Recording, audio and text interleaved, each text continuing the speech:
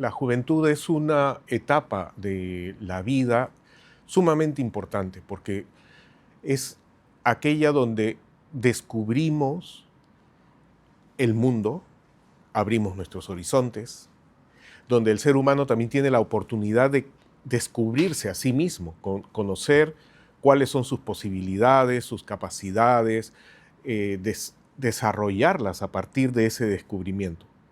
Entonces, podríamos decir que la juventud es como ese momento de la vida donde tenemos la posibilidad de reconocer quién soy y hacia dónde voy. Pero esto no se puede lograr si uno no tiene un cierto sentido de aventura, y esa es una característica también de la juventud.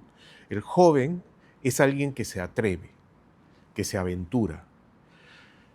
Eso no quiere decir que no tenga miedo o temores, ¿no? O sea, la vida siempre nos presenta desafíos, obstáculos, y hay que enfrentarlos. Pero un signo de la juventud es que uno se atreva a enfrentar esos desafíos. Hay mucho horizonte que enfrentar y un joven cuando se encuentra ante esa disyuntiva de qué es lo que voy a hacer de mi vida, a qué voy a dedicarme, yo qué es lo que realmente quiero ser, considerando que alrededor nuestro cada vez hay más presión de formas de pensamiento, de ideas, la familia, los amigos, los conocidos que nos dicen tú deberías hacer esto, haz esto mejor que es más seguro. ¿Por qué no te dedicas a esto? Mira a fulanito que ya está haciendo tales cosas. Y uno se encuentra como jalado por todas esas posibilidades, ¿no? Entonces, el joven vive esa ansiedad. Eso también es parte de la juventud. El tratar de encontrar mi centro, quién soy y por dónde voy a ir. Desde un punto de vista, digamos, filosófico, yo diría que esto es como un proceso. No se puede pretender que uno de la noche a la mañana ya sepa esto quiero ser, esto voy a hacer y estos son los pasos a seguir. Es algo que yo tengo que ir descubriendo. Una de las presiones más importantes es la expectativa familiar. Los padres, la familia, piensa que el futuro de un joven ya está claro en base a su experiencia, sus errores, sus aciertos, y piensan que si sigue este camino le va a ir bien y va a ser muy bueno para la idea que ellos tienen de la vida. Puede ser cierto, puede ser que no. Y en realidad, cada ser humano tiene que ser capaz de encontrar su propio camino. No siempre la familia es tan abierta y tan dispuesta a darle la oportunidad a que cada joven encuentre ese camino y de alentarlo para que se desarrolle en ese camino que está buscando. Entonces, hay ese conflicto. Yo creo que el punto más importante para uno, o sea, si yo me pongo en el lugar de ese joven que quiere encontrar su camino y siente la presión de los padres, es que lo más importante es que tiene que trabajar arduamente en encontrar eso que va a hacer. Tiene que hacerlo pronto, no puede dilatarlo, porque uno de los grandes problemas es que uno da vueltas, no sabe si lo prueba aquí, lo deja, prueba allá, lo deja, y no termina de concretizar algo. Entonces, el no darse prisa hace que pase el tiempo y no nos afirmamos en algo definido. Ante eso, la familia, la gente que nos rodea, piensa que no estamos logrando nada. Entonces, esto es como una carrera, ¿no? Si nosotros queremos realmente lograr nuestra independencia, nuestra libertad, tenemos que darnos prisa también en encontrar ese camino. Pero esto se puede hacer sin angustiarse también, ¿no? Porque no es que uno se cargue ahí con una ansiedad de ¿y ahora qué hago? Y mañana tengo que lograrlo. No, sino que es trabajar, es ponerse una disciplina, Hay que ponerse un horario para que uno cumpla. Ya voy a probar con este tipo de trabajo, con este tipo de estudio, con este tipo de acción. No desalentarme ante los primeros obstáculos, sino insistir. Y si realmente descubrimos que eso no era, bueno, tener el valor también de decir, bueno, esto no es, voy a cambiar a este otro, pero también voy a ponerle energía. No puede ser que a la primera ya salte de uno a otro o que simplemente diga, no sé, ya vendrá solo, porque las oportunidades no vienen solas. Uno tiene que conseguirlas. Un reto que todo ser humano vive actualmente son los estereotipos o los moldes que la sociedad y la forma de vida ha impuesto. Entonces, y esto pesa mucho también sobre la decisión que tienen los jóvenes y la forma como una persona puede enfrentar los retos de la vida. Hay como moldes de comportamiento, de conducta, que han sido socialmente aceptados. O sea, si tú eres o estudias para medicina, tienes que comportarte de cierta manera, vestirte de cierta manera, hablar de cierta manera. Si te dedicas a la ingeniería, tienes que hacer esto. Si te dedicas a ser carpintero, vas a hacerlo de esta manera. Entonces, es como si cada quien tuviera un molde. Nuestras familias, con respecto a nosotros, también ellos se han acostumbrado a un molde de vida y tienen dentro de ese panorama ciertos esquemas y quisieran que yo ocupara un espacio definido. Esto es impuesto por la sociedad. No es que esto los haga felices, pero ya se han acostumbrado. Entonces, el punto de reflexión sería, ¿por qué yo tengo que ocupar un molde? ¿Por qué yo no puedo ser yo mismo y vivir mi vida de la manera que yo quiera? Puede ser que yo sea médico, sí, pero también me gusta la música, así que soy un médico que también toca música. O soy un ingeniero que me gusta bailar. Vivimos en una época donde se habla mucho de la libertad y se le dice a los jóvenes, tú vive tu libertad. Y sin embargo, se les obliga a que encajen en un paradigma, en un molde. ¿Por qué no nos afirmamos en nosotros mismos y aprendemos a vivir la vida de una manera más plena? Al fin y al cabo, las personas que nos quieren van a reconocer que estoy viviendo mi vida y que estoy feliz. ¿Qué es la mayor preocupación que pueden tener los padres con respecto a los hijos o la familia en general? Es que sea infeliz, que viva la vida con una carga, penoso. En cambio, si nos ven plenos, felices, van a tener que reconocer que efectivamente su vida es un poco extraña, pero es pleno, vive de manera plena. Y eso es algo que deberíamos lograr. En la vida, todos nosotros nos podemos equivocar. Y todos nosotros podemos entrar por un camino que no era el correcto y vamos a tener que corregir. Lo importante, desde un punto de vista filosófico, y aquí es donde la filosofía nos ayuda muchísimo, es entender que la vida y las experiencias de la vida son para aprender. La vida no nos juzga, la vida nos da oportunidades para aprender. Evidentemente, si nos equivocamos, vamos a pagar las consecuencias de ese error.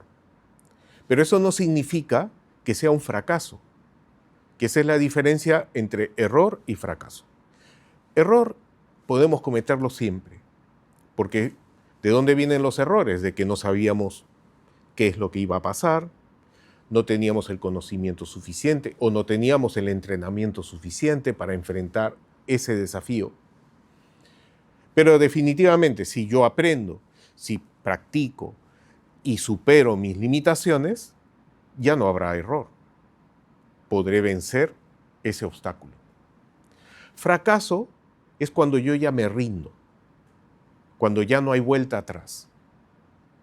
Pero en la vida, en lo único que no hay vuelta atrás es en la muerte, porque en realidad cualquier cosa en la cual nosotros hayamos emprendido un camino y si este camino no era el correcto, siempre podemos regresar y tomar otro. O sea, siempre podemos corregir.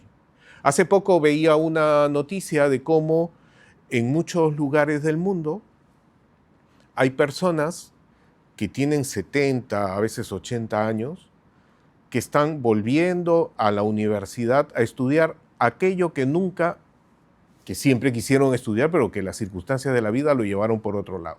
Y a los 70 años están volviendo porque quieren vivir también esa experiencia. Entonces, eso me hacía pensar en que efectivamente ni siquiera el tiempo puede robarnos la posibilidad de corregir algo que queríamos corregir. Entonces, yo lo que les diría a cualquier persona que le tiene miedo a fracasar, deja eso de lado.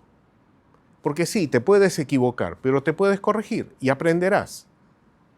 Y la próxima vez tendrás mejores oportunidades porque ahora sabes qué es lo que no debes hacer.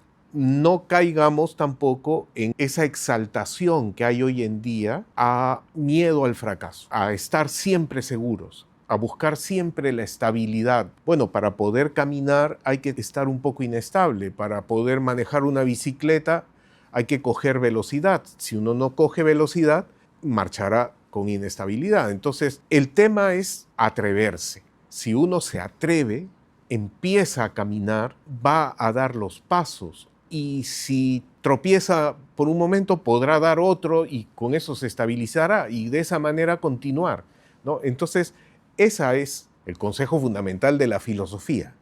Para vivir, hay que vivir. O sea, no se puede vivir una vida sentado, esperando a que las oportunidades sean mejores. Hay que dar pasos, ¿no? Eso viene de la filosofía del taoísmo.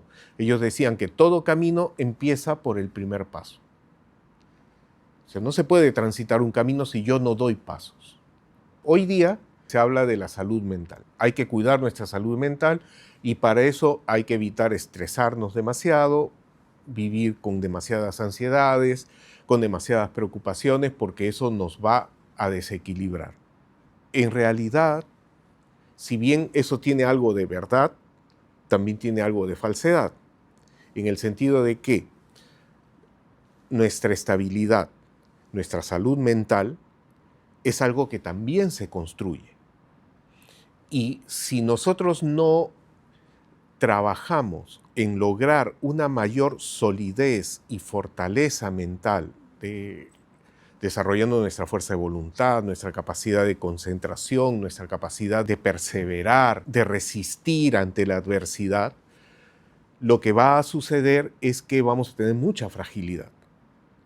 Y esa fragilidad va a hacer que seamos muy susceptibles a cualquier cambio y cualquier circunstancia alrededor nuestro y que eso nos afecte. En cierto modo, esa excesiva búsqueda de comodidad, de seguridad, está provocando que seamos más frágiles ante las dificultades que la vida misma presenta.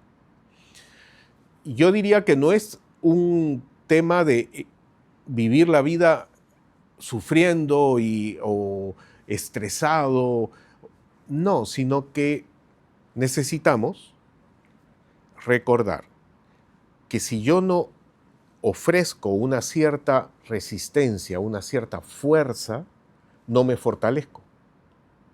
Esto es como cuando uno va al gimnasio. O sea, allí hay pesas de distintos tamaños. Para ejercitar los músculos habrá que enfrentar ciertos pesos. Y esto tiene que ser progresivo. Poco a poco, cada vez uno tiene mayor fortaleza, precisamente porque ha enfrentado un peso, un reto. Y esto nos va fortaleciendo y nos permite y nos capacita para enfrentar otros mayores. Lo mismo sucede con nuestra mente. Nuestra mente se va entrenando al enfrentar desafíos cada vez un poquito más grandes. Entonces se fortalece nuestra voluntad, se fortalece nuestro carácter, nuestra capacidad para resistir adversidades. Son distintos elementos de nuestro ser interior que también hay que trabajar. Entonces, no caigan en el error de pensar, busco el camino más fácil y más cómodo para evitar estresarme. Un poquito de estrés un poquito de tensión no hace daño. Lo que va a hacer es que nos fortalezcamos. Y ya nuestro horizonte o nuestro límite de resistencia ya no está a esta altura, sino que sube, ¿no? Cada vez tenemos una mayor resistencia ante la presión, ante las adversidades, y cada vez podremos manejar mejor situaciones más difíciles. Hay muchas vías que podrían ayudar a que un ser humano desarrolle sus fortalezas internas. La práctica de las artes, la práctica de un deporte, la práctica de distintas disciplinas que ayudan a que nuestra mente, emoción, acción se unifiquen y se centralicen.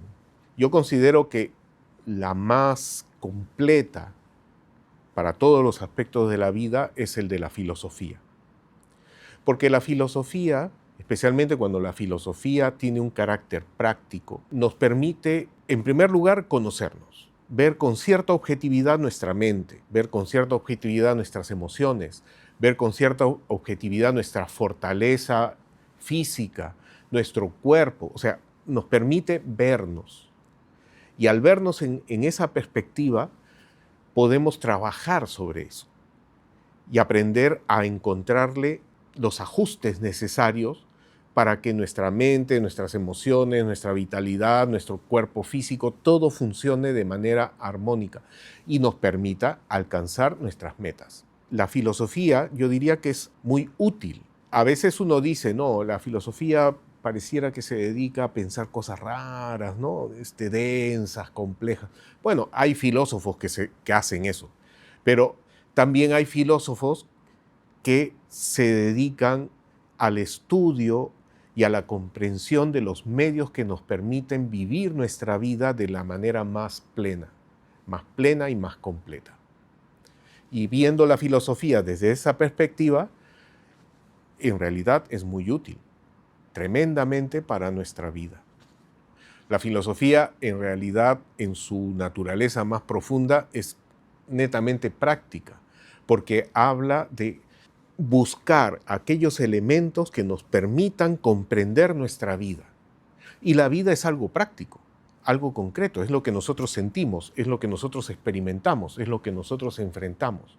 Comprender qué es lo que sucede para poder tener dominio sobre nuestra vida es eminentemente práctico. Ahora, que a partir de esa búsqueda se hayan elaborado teorías, se hayan elaborado tratados, estudios que tratan de explicar tales procesos de una manera o de otra, y que de allí hayan surgido muchos textos y personajes que hablan de manera teórica sobre distintos aspectos de la vida, eso es cierto. Y entonces es muy interesante también el estudio de la filosofía desde ese aspecto, porque nos da una perspectiva, digamos, mayor a través del tiempo, a través de la historia, a través de los distintos pueblos, y comprender las formas diferentes de enfrentar la vida. Pero la raíz de todo está en cómo vivo, para qué vivo, de dónde vengo, hacia dónde voy. Eso es práctico. Entonces, ¿qué tal si nos centramos en una visión más objetiva, más práctica, más inmediata de la filosofía, que es lo que nosotros, en realidad, como seres humanos, necesitamos? Bueno, la filosofía práctica hay que buscarla en una escuela de filosofía, no específicamente en una universidad, porque en una universidad lo que se va a estudiar es acerca de las corrientes filosóficas. Se va a estudiar lo que dijo tal o cual filósofo en tal época y los temas de discusión acerca de esos puntos de vista. Lo cual está muy bien en el sentido de que hay una profundización de distintas teorías. Bueno, esa es la finalidad de una universidad, mostrar distintas formas de pensamiento y que se profundice sobre ellas. Pero una escuela de filosofía tiene un sentido distinto. Una escuela de filosofía lo que busca es que aquellos que participan de esa escuela filosofen, o sea, busquen la sabiduría por ellos mismos. Se va a recurrir, evidentemente, al estudio también de grandes personajes a través de la historia, de la forma como ellos enfocaron esos mismos problemas.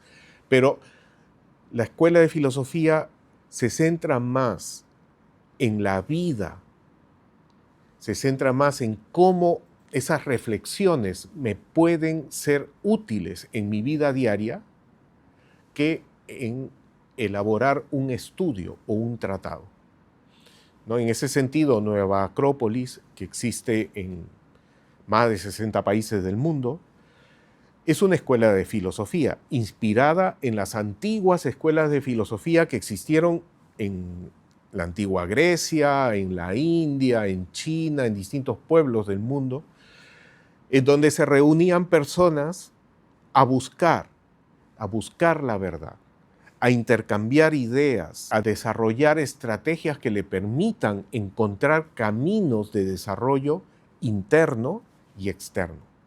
La filosofía vista desde ese punto de vista se puede aplicar a todo, a la ciencia, al arte, a la búsqueda espiritual, a la vida económica y cotidiana de las sociedades, en cualquier cosa, porque es encontrarle el sentido, el propósito de vivir, que no está en una corriente, no está en la ideología de tal o cual personaje, sino está en el corazón, en el interior de cada ser humano. Si lo que acabas de ver te ha parecido interesante, recuerda suscribirte y activar la campanita para que te lleguen todas las notificaciones cuando publicamos nuevo contenido para ti. ¡Nos vemos!